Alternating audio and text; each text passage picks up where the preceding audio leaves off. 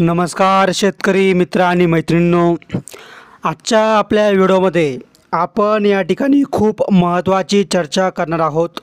महत्त्वाचा विषय असा आहे की 50 कावेरी कोंबड्या पाळून त्याला खर्च किती येईल, त्यापासून आपल्याला उत्पन्न किती भेटेल। म्हणजे जर थोडक्यात बघायचं गेलं, जर कुणाला 50 कावेरी जातीच्या कोंबड्या पाळायच्या असतील तर त्यांना या ठिकाणी एकदाच लागणारा खर्च म्हणजे शेडचा खर्च असेल किंवा पक्ष्यांचा खर्च किती येईल, आणि त्यानंतर तुम्ही जर अंडी उत्पादनासाठी कोंबडी पालन करत असाल तर तुम्हाला किती फायदा होईल, आणि जर तुम्ही पक्षी किंवा मांस उत्पादनासाठी जर कोंबडी पालन करत असाल तर तुम्हाला किती उत्पादन होईल। अशा दोन्ही पद्धतीचं मी तुम्हाला हिशोब करून सांगितलं आहे, ज्यामध्ये प्रत्येक गोष्ट आपण या ठिकाणी त्यामध्ये हिशोबात पकडली आहे। लसीकरण, खाद्य, त्यामुळे हा व्हिडिओ खूप महत्त्वाचा आहे। खूप चांगलं नियोजन आम्ही यामध्ये सांगितलं आहे, त्यामुळे हा व्हिडिओ शेवटपर्यंत सर्वांनी बघायचा आहे। आणि जर तुम्ही आपल्या चॅनलवर नवीन असाल तर आत्ताच्या आत्ता आपल्या चॅनलला सबस्क्राईब करून बेल आयकॉनला क्लिक करायचे। तर बघा, या ठिकाणी आपण बघूया, सर्वप्रथम आपल्याला 50 कावेरी जातीच्या कोंबड्या आणि सोबतच 10 कावेरी जातीचे कोंबडे या ठिकाणी आणावे लागतील, आणि त्यासाठी आपल्याला एक शेड बनवावे लागेल। जर तुमच्याकडं जुनी खोली असेल, रूम असेल, किंवा तुमच्याकडे गोठा असेल, किंवा तुमच्याकडे जर त्यांना राहण्याची योग्य प्रकारे सोय असेल तर तुमचा शेडचा खर्च वाचेल। आणि जर तुम्हाला शेड नसेल तर या ठिकाणी तुम्हाला तार, पत्रा आणि 4 बांबू आणून किंवा खांब आणून तुम्हाला या ठिकाणी छोटंसं 10,000च्या आसपास स्वस्तात मस्त असं शेड बनवावं लागेल। त्यानंतर 50 कावेरी कोंबड्या म्हणजे या ठिकाणी मी एक 300 रुपयाच्या आसपास एक मोठी कोंबडी पकडलेली आहे, आणि 10 कोंबडे म्हणजे 500 रुपयाला एक कोंबडा, असे 5,000 रुपये पकडलेत। आता यामध्ये कोंबडीची किंवा कोंबड्याची किंमत कमी जास्त होऊ शकते, त्याचप्रमाणे शेडची म्हणजे या सर्व जी किंमत आहे या ठिकाणी प्रत्येक ठिकाणानुसार वेळेनुसार कमी जास्त होऊ शकते। जर तुम्हाला स्वस्तात भेटलं तर चांगली गोष्ट आहे।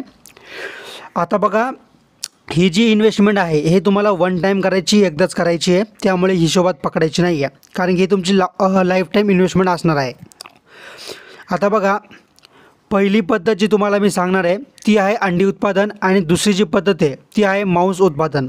आता दोन्हीमध्ये फायदा किती, तोटा किती किंवा नफा किती हे आपण स्टेप बाय स्टेप बघूया।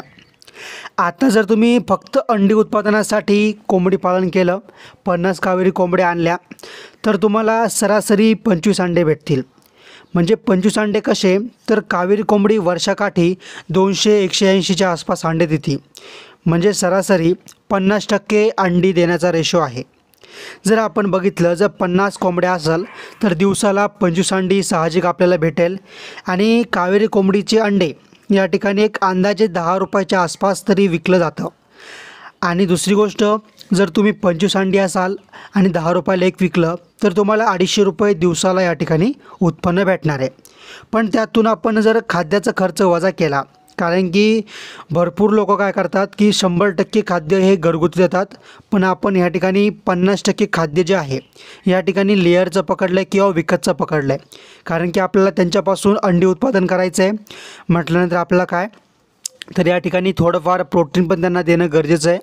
त्यामुळे आपण काय केलं आहे की निम्म खाद्य विकतचं पकडलं आहे। आता जर आपल्याकडे 60 पक्षी आहेत तर ते दिवसाला 6 किलो सरासरी खाद्य खातील, तर त्यातून आपल्याला 3 किलो खाद्य हे घरगुती द्यायचं आहे, आणि 3 किलो खाद्य या ठिकाणी विकतचं द्यायचं आहे।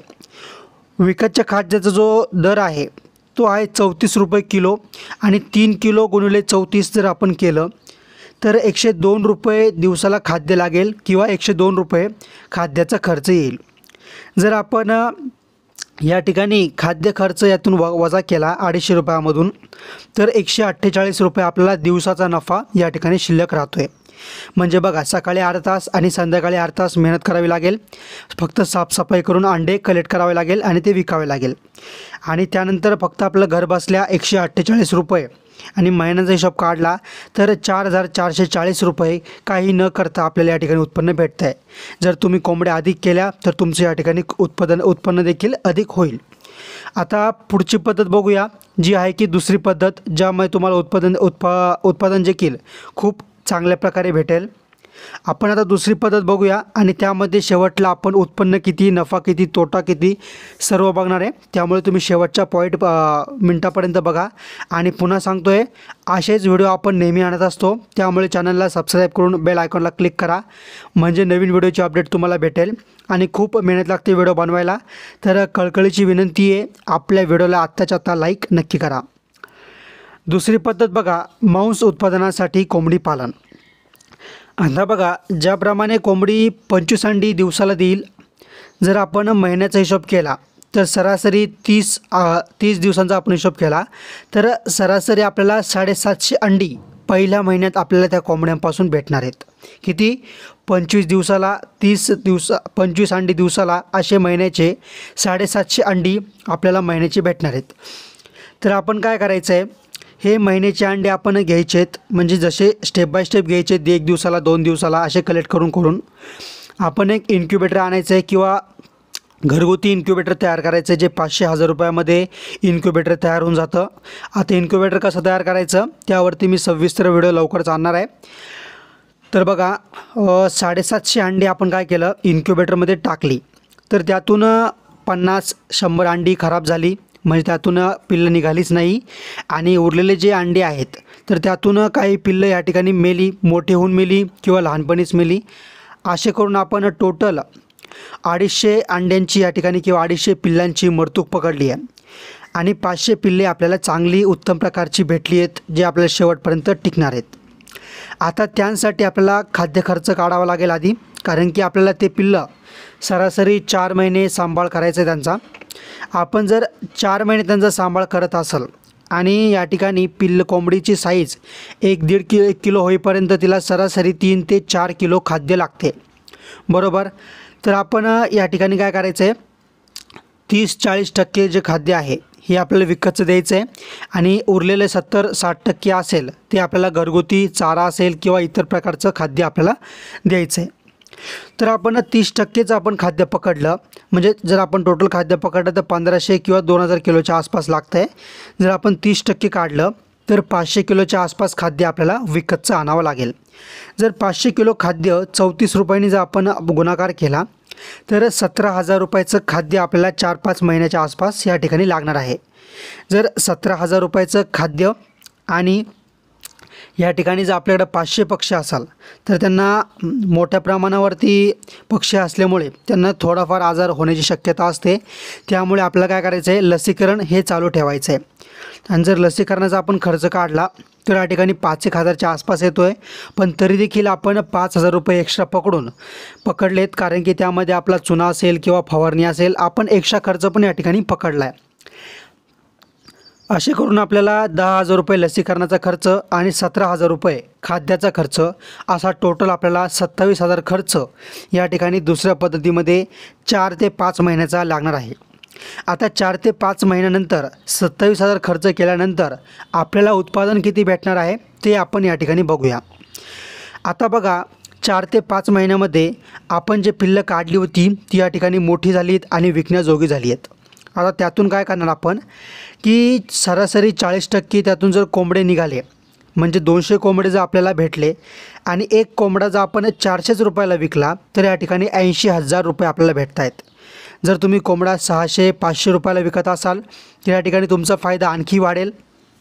पण या ठिकाणी लोक नवीन असतील त्यामुळे मी या ठिकाणी कमीत कमी भाव पकडून चाललो आहे. त्यानंतर 60% आपण कोंबडी उत्पादन पकडलं आहे, म्हणजे 300 रुपये कोंबड्यांपासून 300 कोंबड्या आपल्या या ठिकाणी निघणार आहेत. आणि प्रति कोंबडी आपण फक्त 250 रुपये पकडली आहे. 300 गुणुले 250 या ठिकाणी 75,000 रुपये कोंबड्या विकून आपल्याला भेटत आहेत. म्हणजे आपण या ठिकाणी कोंबडीचा भाव देखील 250च पकडला आहे, या ठिकाणी कमी जास्त असू शकतो. आणि त्यानंतर अंडी उत्पादन 3 महिन्याचे पकडलेत, 13,500 रुपये. आता तुम्ही विचार कराल अंडी उत्पादन कुठून आलं, तर बघा, आपण जे 50 कोंबड्या आणल्या होत्या सुरुवातीला त्यांच्या फक्त आपण 1 महिन्याचेच अंडे काढून ते इन्क्युबेटरमध्ये टाकली होती. उरलेल्या 3 महिन्याची अंडी आपण अजिबात इन्क्युबेटरमध्ये टाकली नव्हती. त्यांचं उत्पादन आपल्याला कंटिन्युअसली चालू होतं, बरोबर. त्यामुळे काय झालं की जे अंडी उत्पादन होतं 3 महिन्याचं, पहिल्या महिन्याचं आपण टाकलं आणि 3च महिन्याचं आपण पकडलं आहे, ते होतं 148 रुपये प्रति दिवस खाद्य खर्च वजा करता आणि महिन्याचं होतं ज्या ठिकाणी 4440 रुपये. असे आपण या ठिकाणी 3 महिन्याचं उत्पादन पकडलं तर ते उत्पादन या ठिकाणी किती होतं आहे, तर 13,500च्या आसपास या ठिकाणी आपल्याला ते देखील उत्पादन भेटतं आहे. म्हणजे बघा, अंडी उत्पादन प्लस कोंबड्या उत्पादन. आता आपण टोटल खर्च वजा शिल्लक किती राहते ते बघूया. तर बघा, आपल्याला जे उत्पादन आहे या ठिकाणी बघा 80,000, 75,000, 13,500 असे करून जर आपण हिशोब केला तर बघा 80,000 आणि 75,000 1,55,000 रुपये प्लस 13,500 अंडी उत्पादन असे करून आपल्याला 1,68,500 रुपये आपल्याला या ठिकाणी भेटत आहेत. आता त्यातून आपल्याला लसीकरण आणि खाद्य खर्च जर 27,000 आपण वजा केला तर आपल्याला सरासरी 1,41,500 रुपये आपल्याजवळ निव्वळ नफा शिल्लक राहतो आहे. म्हणजे बघा, जर तुम्ही कोंबडी जर महागात विकलात तर तुम्हाला आणखी नफा होऊ शकतो. सोबतच ह्यापासून तुम्हाला मोठ्या प्रमाणावर खत देखील निर्माण होऊ शकतं, ते तुम्ही तुमच्या शेतात वापरू शकता.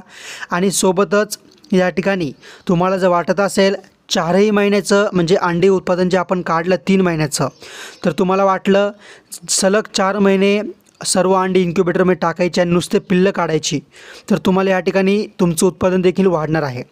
तर तुम्हाला हा प्लॅनिंग कसा वाटला? तुम्हाला काही शंका असेल कमेंटमध्ये विचारा. कोणत्या जिल्ह्यातून व्हिडिओ बघत आहे तर ते देखील मला कमेंटमध्ये सांगा. व्हिडिओला खूप मेहनत लागली आहे, तर व्हिडिओला एक लाईक नक्की करा आणि असेच व्हिडिओ नेहमी बघण्यासाठी चॅनलला सबस्क्राईब करून बेल आयकॉनला क्लिक करा. थँक्यू.